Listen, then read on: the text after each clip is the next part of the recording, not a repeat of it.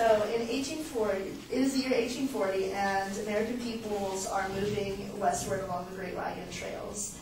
Fast forward to 1900, where newly established farmers clash with local wildlife for food and space. By 1926, the last gray wolf was shot and killed in the United States, seen as a nuisance to the new settlers' way of life.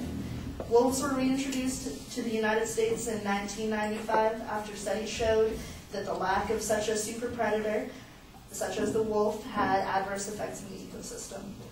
So my claim is that the gray wolf, Canis lupus, is a necessary part to the United States ecosystem.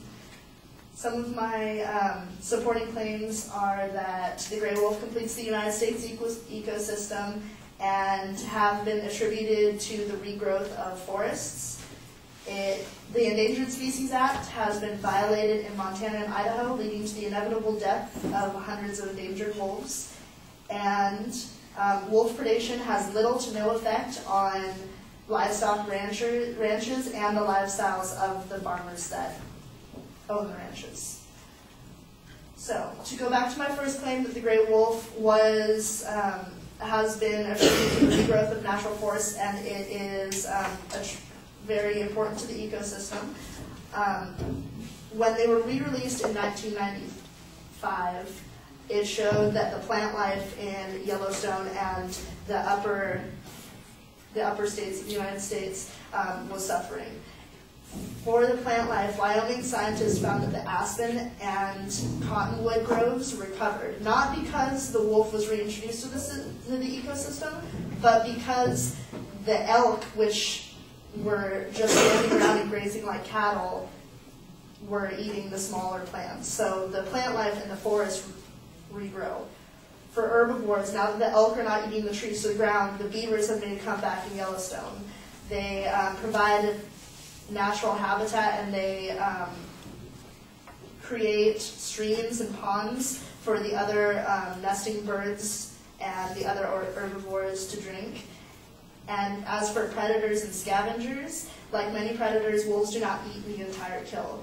So unlike grizzlies and cougars, though wolves leave the remains of the kill behind, this makes so that the other scavengers, like the bald eagles and the coyotes and other things like that, have something to eat, especially through the winter, which is the most important for them because it's the least amount of food.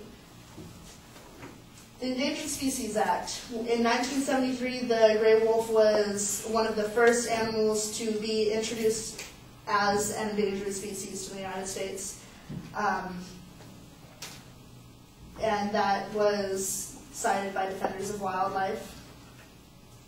In August 2011, U.S. District Judge Donald Malloy violated the Endangered Species Act when he used the Wyoming state line to determine which wolves were endangered.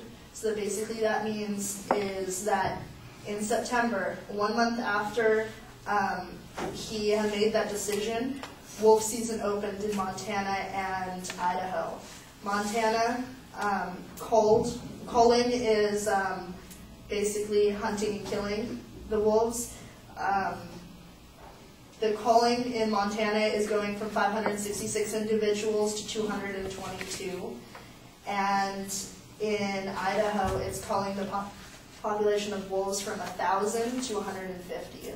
This not only will affect the natural ecosystem of both those states, but it will also affect the genetics of the wolves. There'll be more inbreeding, and as well as the pack structure. There will be chaos and grief. Wolves are much like people in their pack structure, where they have to have a certain pack structure to actually survive. Now, if, let's say, the alpha got killed, that whole pack structure dissolves. Now there won't be a pack anymore. Now whatever offspring that they had will not survive for the next year. So as livestock ranches are concerned, although wolves killed 500 sheep in Montana in 2003, coyotes actually were responsible for the death of 11,800. And disease, whether eagles, bears, and foxes proved to be a greater threat to livestock. And that was quoted by Bart and Melissa. Defenders of Wildlife, a nonprofit organization, provides compensation for each confirmed wolf kill. So if a wolf goes out and kills your cattle, the Defenders of Wildlife will go in and pay you however much that head of cattle was worth.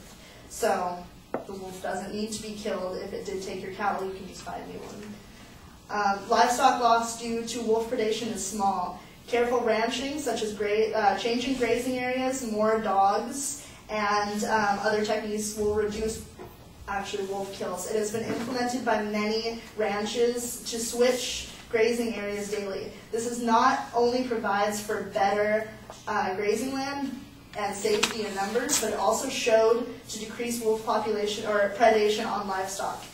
Andrew Anderson, which is a farmer from Montana, stated that I've only lost one calf in 3 seasons. I'm trying to work peacefully with wolves after switching grazing lands.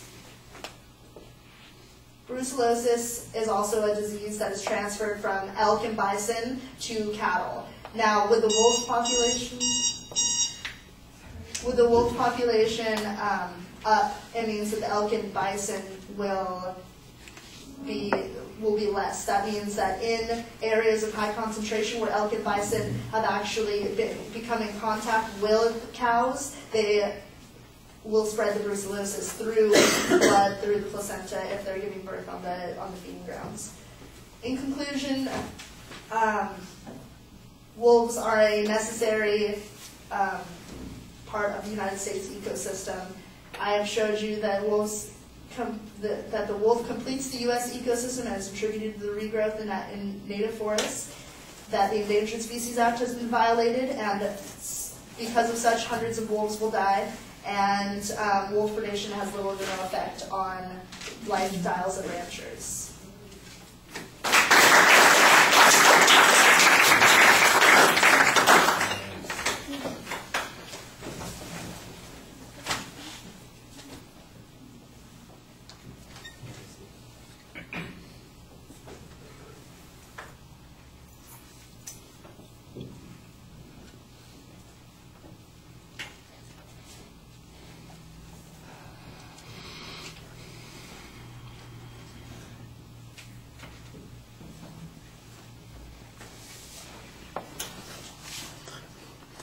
All right, the historical background's fine.